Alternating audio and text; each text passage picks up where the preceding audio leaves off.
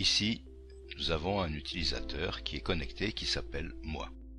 Si je clique sur cette icône, il y a une fenêtre qui s'ouvre, ce qu'on appelle un menu contextuel en fait, qui offre plusieurs possibilités.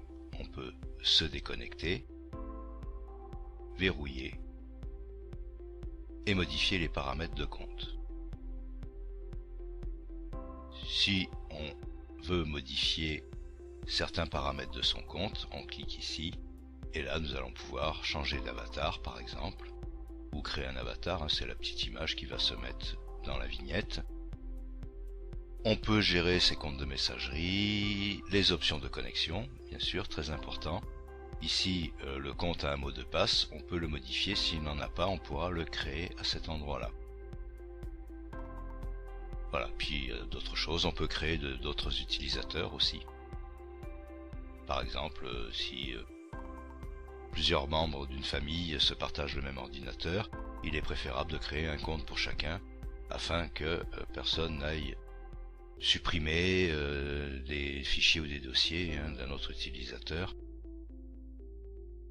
C'est un moyen de déjà protéger la confidentialité de ces données et également d'éviter d'en perdre. Nous verrons tous ces éléments dans une autre vidéo. Donc, nous avions également se déconnecter et verrouiller. Nous allons voir la différence qu'il y a entre les deux. Ici, l'utilisateur a ouvert son navigateur internet et est allé sur un site afin de faire des recherches. Ces recherches vont lui permettre de rédiger ce document. L'utilisateur doit s'absenter un moment. Il ne souhaite pas que d'autres personnes viennent voir ce qu'il est en train de faire sur sa session. Donc, il peut se déconnecter.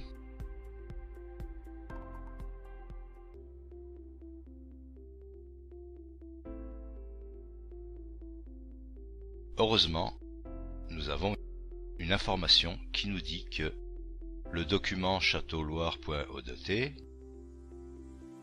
fait avec LibreOffice Writer, empêche de se déconnecter. Tout simplement parce que le document n'est pas enregistré. Donc c'est une sécurité qui permet d'éviter de perdre son travail. Bien sûr, si on clique sur se déconnecter quand même, le document ne sera pas enregistré. On peut aussi cliquer sur annuler si on veut enregistrer le document. Et maintenant, vous voyez que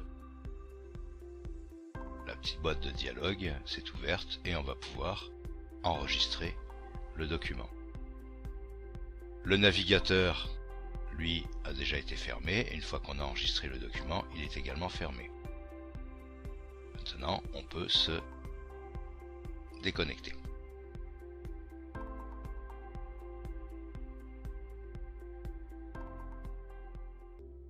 Je reprends le même cas de figure.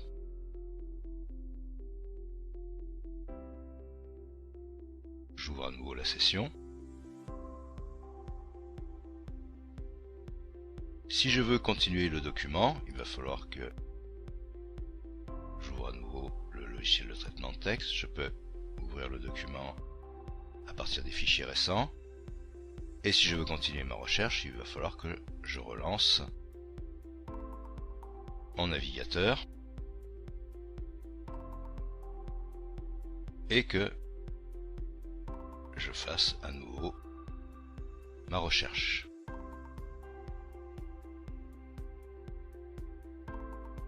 Pour retourner sur le site qui me permettait de rédiger mon document.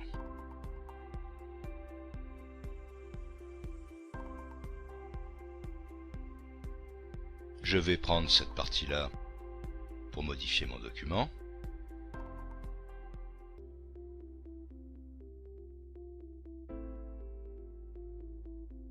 Voilà.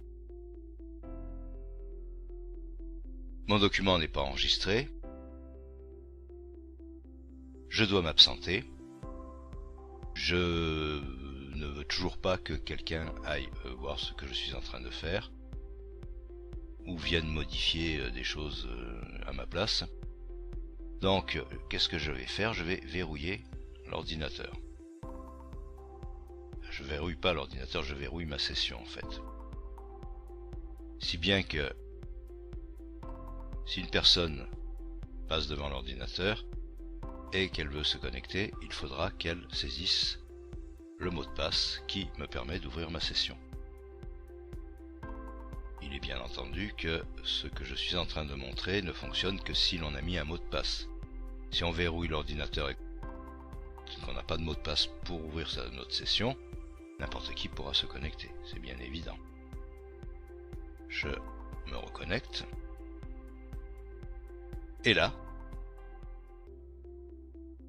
mon document est toujours ouvert, ainsi que mon site internet.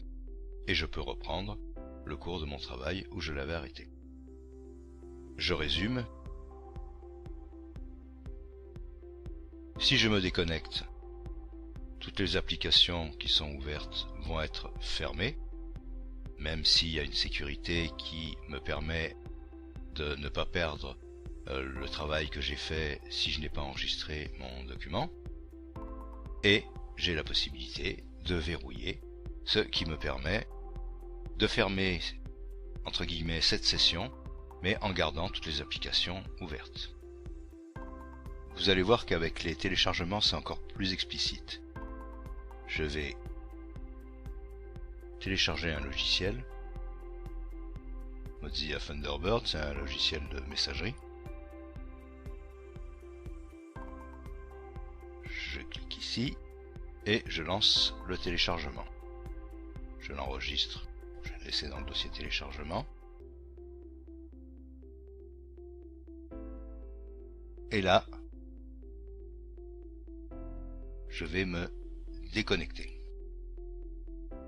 Je n'ai aucun message qui me dit qu'un téléchargement est en cours et qu'il risque d'être interrompu.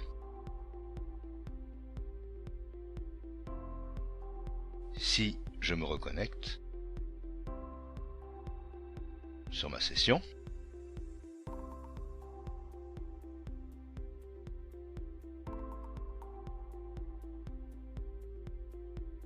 bien évidemment, le navigateur s'est fermé. Je l'ouvre à nouveau.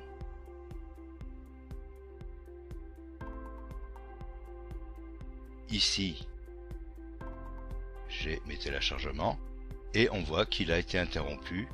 Pour le navigateur, c'est un plantage. Alors certains navigateurs comme Opera permettent de relancer le téléchargement, de le reprendre là où il s'était arrêté. Je vais afficher le temps. Cette fois-ci, au lieu de me déconnecter, je vais verrouiller l'ordinateur. Voilà, une fois que j'ai terminé de vaquer à mes occupations, je reviens vers mon ordinateur et j'ouvre à nouveau ma session. Je constate que mon navigateur est toujours ouvert. Je vais vérifier mes téléchargements. Il est bien spécifié que le téléchargement est terminé. Je vérifie dans le dossier téléchargement. Effectivement, il est bien là. En fait, si je me déconnecte, le téléchargement est interrompu. Même si je peux le reprendre, j'ai perdu autant de temps. Par contre, en verrouillant ma session, je peux faire d'autres choses et mon téléchargement continue jusqu'à son terme.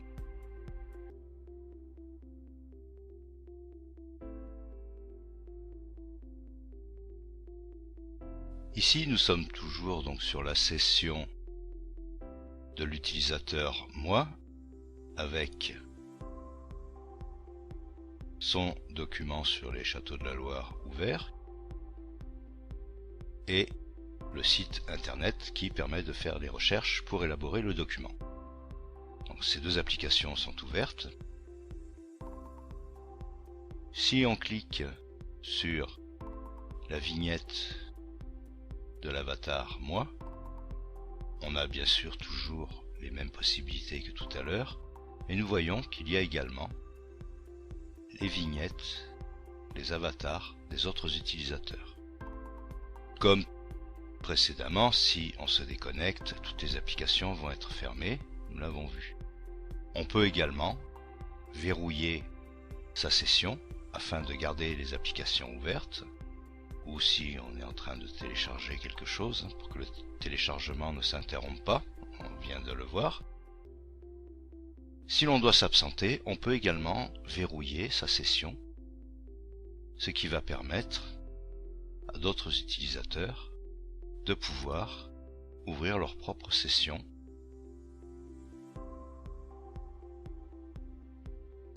tout en permettant à l'utilisateur moi de garder ses applications ouvertes. Alors ici, rien n'indique que l'utilisateur moi a sa session qui est connectée. Mais on va voir après qu'il y a quand même une sécurité. Maintenant, moi s'est absenté, toi veut aller sur sa session pour travailler. Il va entrer son mot de passe.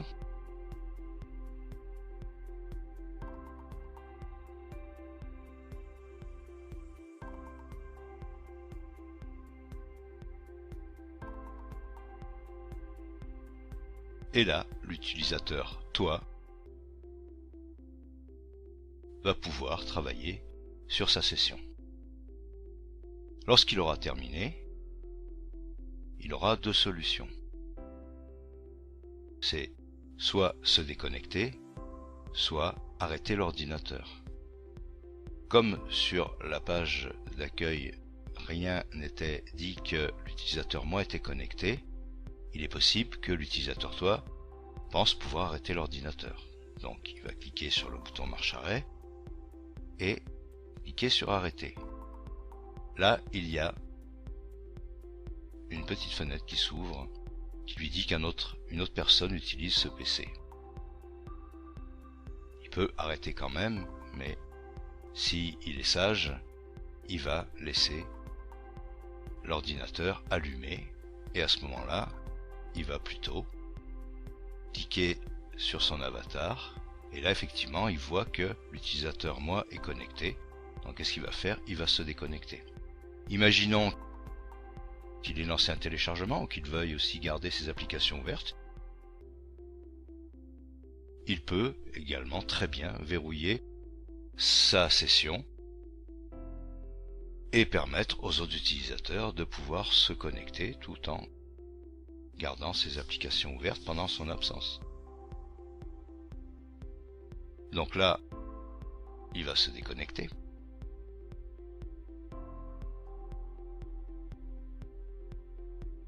Et on revient à la page d'ouverture de session. Moi revient, il va ouvrir sa session.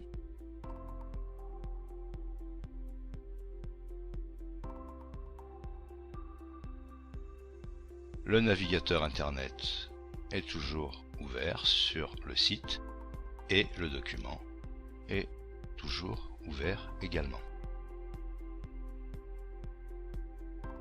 Si l'utilisateur moi veut s'absenter tout en permettant à nouveau à d'autres utilisateurs de pouvoir se connecter, il a également la possibilité de cliquer sur l'avatar d'un autre utilisateur. On va reprendre l'utilisateur toi.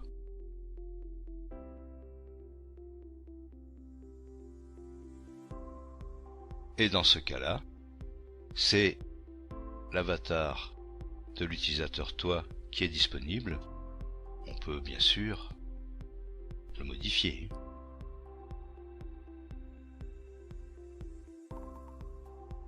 mais par défaut, il vient sur l'utilisateur toi, qui va pouvoir à nouveau ouvrir sa session, faire ce qu'il a à faire sur l'ordinateur, et il peut très bien non pas se déconnecter, mais tout simplement rendre la main aux autres utilisateurs tout en restant également connecté. Imaginons maintenant que moi revienne un peu plus tard, et entre-temps, c'est lui qui arrive. Il dit ça tombe bien, je me connecte. Maintenant c'est lui qui est connecté. Il va également faire ce qu'il a à faire sur sa session. S'il veut arrêter l'ordinateur, il aura également ce message-là, le prévenant qu'il y a une autre personne qui est connectée, qui utilise ce PC. Donc s'il veut se déconnecter, il va cliquer sur se déconnecter, et là effectivement il voit bien que les deux autres utilisateurs sont encore connectés. Et lui, il peut se déconnecter. Il peut également verrouiller ou cliquer sur l'avatar d'un autre utilisateur. On peut avoir les trois utilisateurs connectés en même temps et chacun viendra travailler à son tour sur l'ordinateur. Ici, je me reconnecte.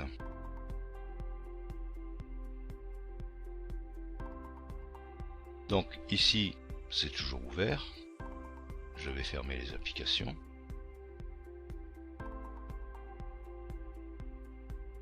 Maintenant, moi a fini de travailler. L'utilisateur, toi, est toujours connecté. Mais il lui a envoyé un petit message en lui disant « Oh, finalement, ça sert à rien. Je faisais rien de spécial. Tu peux arrêter l'ordinateur. » D'accord. Donc, il y a toujours le message, mais on va l'arrêter quand même. Par contre, attention. Lorsqu'un utilisateur qui arrête un ordinateur alors qu'un autre utilisateur a une session ouverte, s'il clique sur arrêter quand même, il n'y a aucun message, aucune sécurité, l'ordinateur s'arrêtera. Et l'utilisateur qui avait verrouillé sa session ou qui avait basculé sur la page d'ouverture de session vers un autre utilisateur, s'il a des documents qui ne sont pas enregistrés et qu'un autre utilisateur arrête quand même l'ordinateur, il va perdre tout son travail. Démonstration. Ici, nous sommes sur la session de moi qui a modifié son document. Mais il ne l'a pas encore enregistré puisqu'il n'a pas terminé son travail. Vous voyez que ici il n'y a rien, il n'y a pas de texte. Donc, par mesure de précaution, il va verrouiller sa session parce qu'il doit s'absenter et il veut laisser l'ordinateur à la disposition des autres utilisateurs. L'utilisateur qui s'appelle toi arrive et il se connecte sur sa session.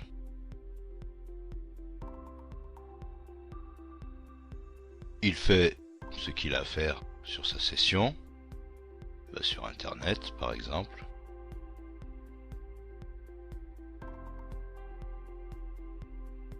Ça n'a pas une réelle importance, donc je ferme. Et lorsqu'il a terminé, il se dit « Je vais arrêter l'ordinateur ».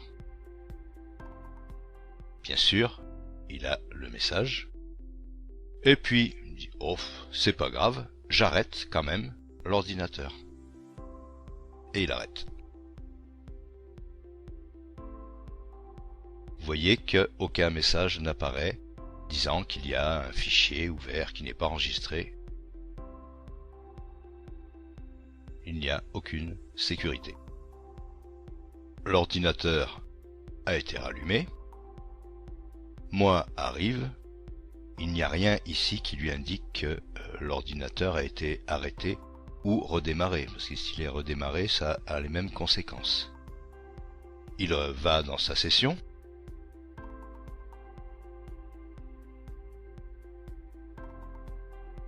Ne sachant pas qu'il a été déconnecté. Et là, aux surprises, il n'y a plus rien d'ouvert. Il va aller voir où en est son document. Un message apparaît, comme quoi il y a une récupération de documents à faire. Donc il se dit, il y a eu un problème, ce n'est pas grave, je vais lancer la récupération.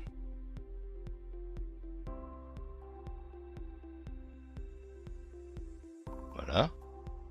Récupération terminée. Terminée. Heureusement que avec ce logiciel, il a pu récupérer son document. Toutefois, si il avait lancé un téléchargement sur Internet, il aurait été obligé de reprendre son téléchargement et il aurait perdu autant de temps.